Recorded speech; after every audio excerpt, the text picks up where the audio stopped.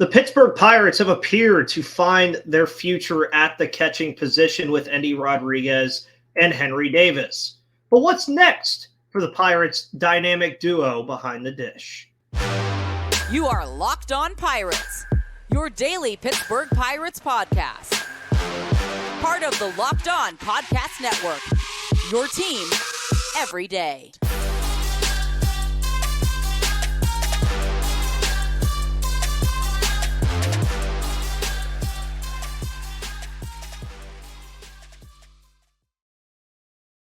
And welcome back, everybody, to the Locked On Pirates podcast. My name is Ethan Smith, your host of the Locked On Pirates podcast here on the Locked On Podcast Network. Thank you for bearing with me for not getting a show yesterday. I was battling a cold with the weather change. Sound a lot better today after some meds. And on today's show, we continue the player review series. We have talked about starting pitching. We've talked about relief pitching. We've talked about first base. Now we move on to the catcher position, which was a revitalized season, I would say, for the catching position, a position that has seen a ton of flux from behind the dish for quite a while. And unlike first base, which we talked about in the last show, the Pirates knew that they had catching waiting in the wings in the minor leagues this season. It started the season with Austin Hedges and Jase Medical, and that was for most of the first half of the year. And we knew that neither of those guys was really going to stick at that position full time because obviously Austin Hedges was just not getting it done. We've heard enough of the Austin Hedges stuff to hear at this point about the 2023 season. Jase Medical, who we'll talk about in the third segment of this show, though, may have found himself a role in Pittsburgh for quite some time. But Hedges was eventually traded to Texas, who is on the verge of potentially an ALCS appearance. And before that, though, Endy Rodriguez and Henry Davis joined the show and highlighted the position for the remainder of the year. And due to something we'll talk about in the second segment, we'll start with Endy, who manned the catcher position 52 times in 2023, starting in 45 of those appearances. And he had 57 total games. He did have a few appearances at first. He had a few appearances in the DH spot as well. But Endy finished the season with 186 at-bats, a 220 average, 284 on-base percentage, a 328 slugging, and a 612 OPS with 3 home runs and 13 ribbies. So nothing that really flies off the page offensively for Endy Rodriguez, but he did improve as the season progressed.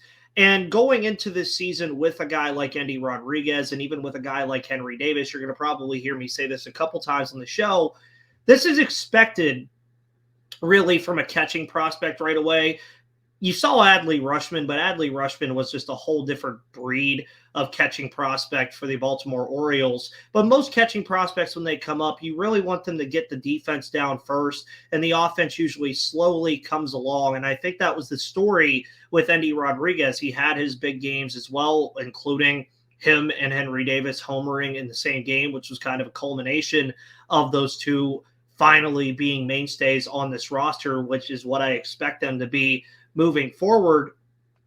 But defense became quite the strength for Endy Rodriguez throughout the season. And that's why I think he eventually got the nod over Henry Davis to be the full-time catcher this year, because among all catchers this year, folks, for Endy Rodriguez, he ranked 19th defensively overall. Like just overall defensively, Endy Rodriguez ranked 19th among all catchers. And on average, Endy also had a 1.90 second pop time, which, folks, that's really good. I mean, JT Realmuto is one of the best defensive catchers in all of baseball, and he averages around a 1.86.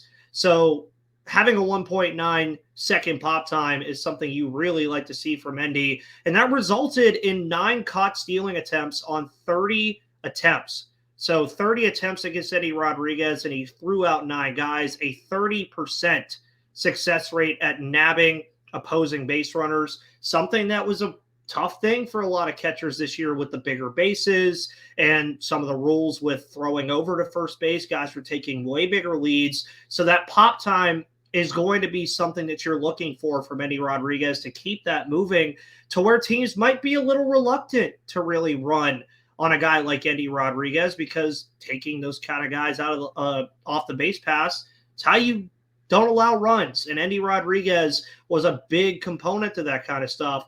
And obviously, he had some framing issues. Another thing that you expect from a rookie season from a catcher, he ranked in the 44th percentile in framing across baseball. I feel like pitch framing was like the biggest topic of conversation in Pittsburgh for like 2 months, particularly, of course, with Austin Hedges. But heading into 2024, I think it's pretty clear that we expect a full dose of Endy Rodriguez behind the dish. And obviously that's going to be stuff that he's going to be working on all offseason.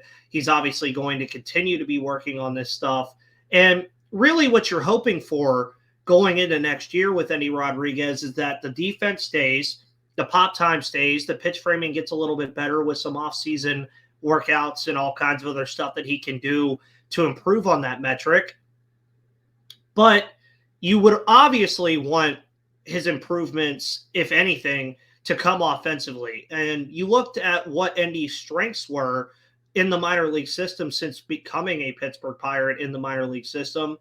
And across his time being in the Pirate system and the Mets system, he has a career 296 and 895 OPS in the minor leagues. He's a career 296 average hitter with an 895 OPS. I'm here to tell you guys, folks, if he ever even gets close to those numbers, he's a top 10 catcher in baseball. Now, that's going to take time. It just is. It's something that you're going to have to wait for. It's going to take time because his defense is also going to improve over time. And you're looking at Endy, if he can improve defensively after what was a good 2023 campaign defensively and come out and play a full season next year and bat, let's say, in the 250s or 260s, I think that allows the Pirates to say that, one, they've helped Endy improve, and two, he's going to help the team improve if he improves. That's just how important Endy Rodriguez is to this team and to a position that just has not seen consistency in a long time. I mean, you could go back to Francisco Cervelli, but he wasn't here that long.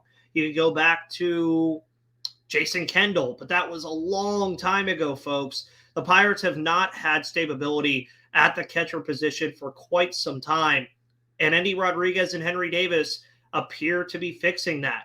And although he took the most reps in the second half of the season, he wasn't the only catcher to debut this year because Henry Davis didn't see much action behind the dish.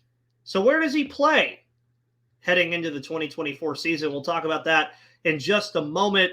But before we do, I want to tell you guys about the wonderful people over at Jase Medical. Use the promo code LOCKEDON for $20 off to get the Jase Case and get yours today at jasemedical.com, because the Jase Case provides 5 life-saving antibiotics for emergency use. All it takes to get a Jase Case is to fill out a simple online form and, in some cases, jump on a quick call with one of our onboard certified physicians. Get ongoing care from our physicians on any treatment-related questions because Jase was created and recommended by doctors. Don't get caught unprepared because everyone should be empowered to care for themselves and their loved ones during the unexpected, because Jase handles everything from online evaluation to licensed pharmacy medication delivery and ongoing consultation and care. Because, again, everyone should be empowered to care for themselves and their loved ones during the unexpected. That's why Jase Medical offers the Jase Case. The Jase Case provides 5 life-saving antibiotics for emergency use and gives you a peace of mind that you are not just hoping that you have access to medication in an emergency. Jase Medical makes sure you have the medication on hand, and it's simple because they handle everything from the online evaluation to licensed pharmacy medication delivery and ongoing consultation and care. So get $20 off on these life-saving antibiotics today from Jase Medical by using the code LOCKEDON at checkout on jasemedical.com. That's JASE medical.com to empower yourself and be prepared today.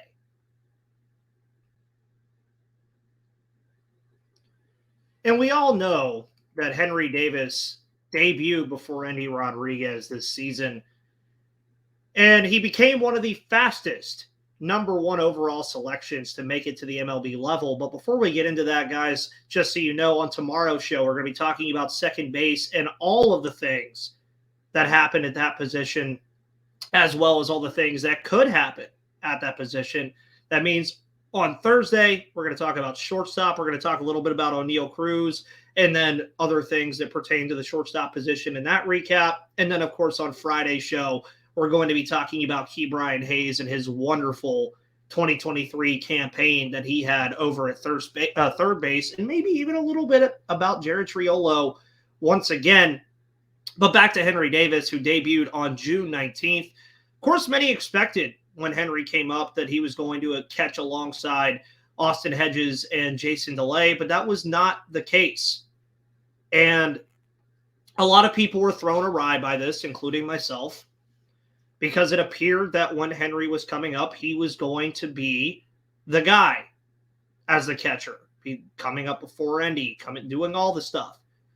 But Henry Davis ended the 2023 season with 0. Yes, you just heard me right. 0 starts as a catcher.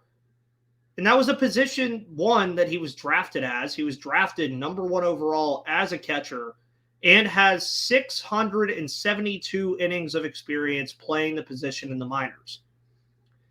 Now, I will preface this and say, even before he came up, I didn't think he was going to be ready to catch. I would have liked to see him more in a DH role, but instead, we saw Henry Davis in right field for the most of his time at MLB this year, and he played that position quite a bit in the minor leagues as well, having 148 innings of it in the minors. And much like Endy, as I mentioned earlier, Davis had plenty of offensive firepower in the minors, and it's something that we've heard about ever since Henry Davis was drafted by this team, is that he was going to be an above-average offensive option as a catcher. And he hit 286 with a 947 OPS in his minor league career. And a large part of that success was just him, using all the hit tools that he possesses. And a large part of that comes to, okay, you want to have his bat in the lineup. And him not playing catcher was kind of a benefactor of that. He didn't play catcher really at all. I think he only played it twice. But when you want to include a guy's bat in the lineup, him and Endy both can't catch.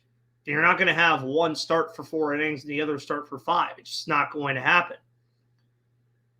And you wanted Endy and Davis in the lineup to see what you were working with. Can't be mad about that either. And DH was also an option for Henry Davis, something you saw him do a little bit after returning from that injury. But that was manned by Andrew McCutchen primarily before his injury. So it was getting kind of interesting where Davis was going to play, because you want to see his bat in the lineup and you want to see what you have in the kid, but it was hard. So they opted to force him into playing right field, and it never really worked out for Henry Davis. It never really amounted to much of anything at that corner outfield spot. And I won't say that it was anything like it was his fault.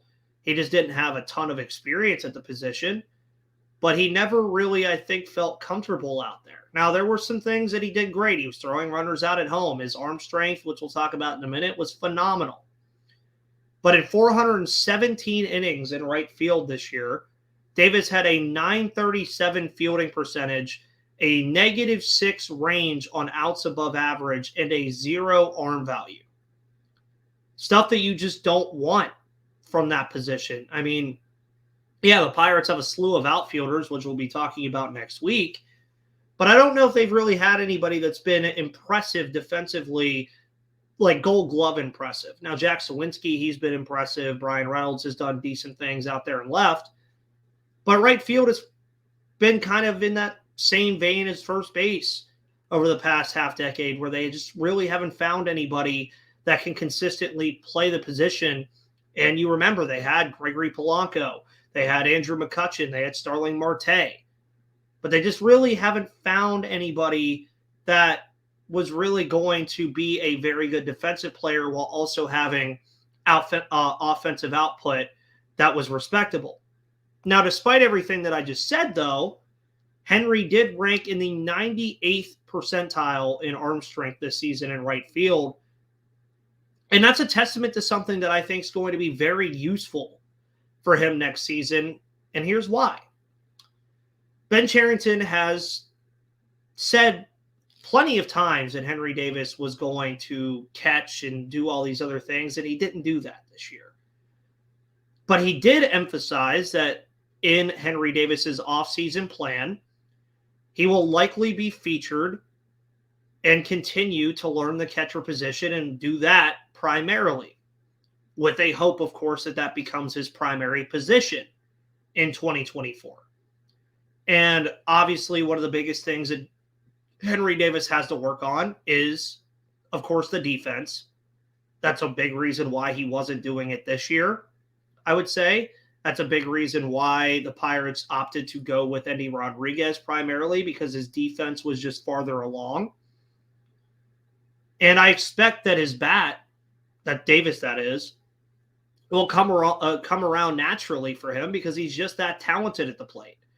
But you also have to keep in mind, his rookie campaign saw a lot, folks.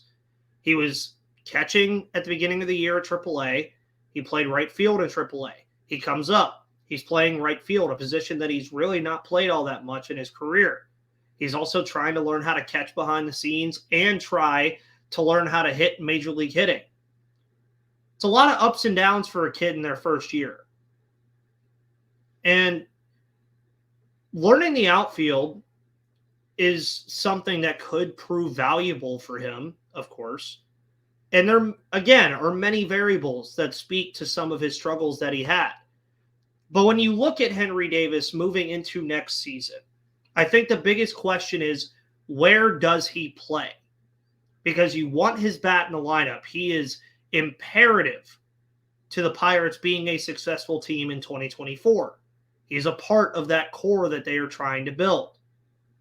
So does he stick in right field? Do they have him stick in right field and learn the position, learn how to ball track a little bit better?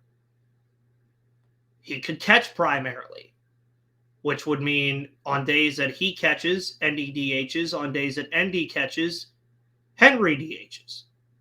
Henry could also move to first base, something that I think would be a lot easier for him. He has the frame to do it.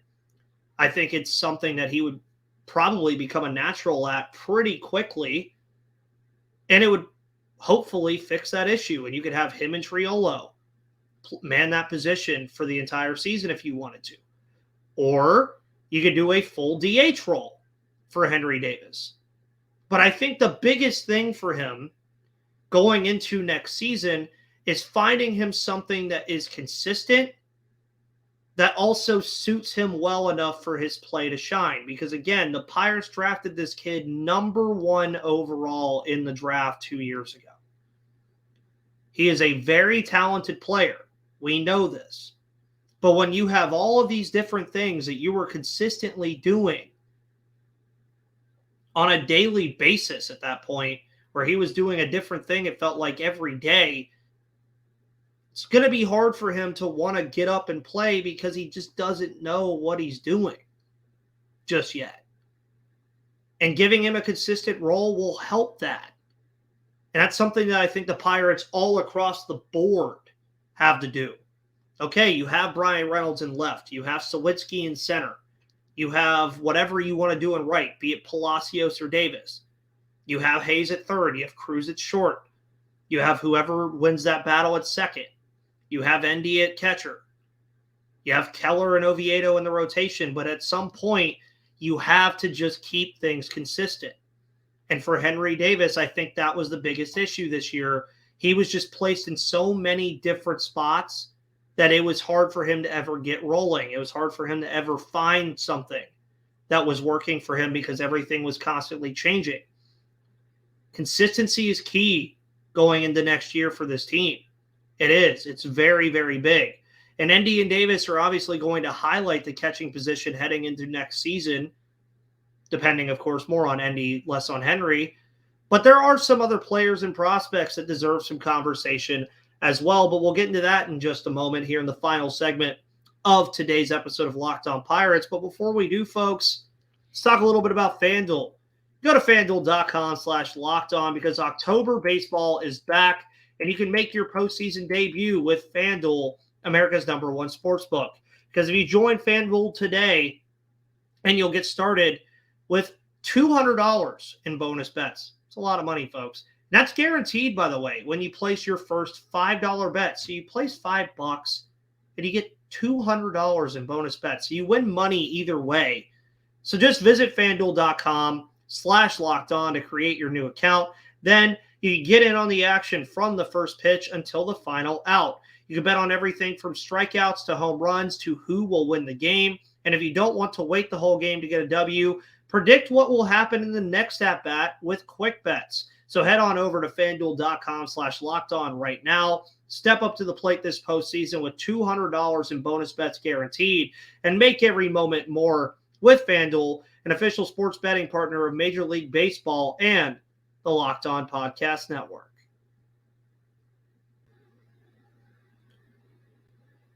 So we obviously know that Henry Davis and Endy Rodriguez are going to be the highlights and the people that we look at the most when we look at the catcher position heading out of 2023 and going into 2024 and the foreseeable future.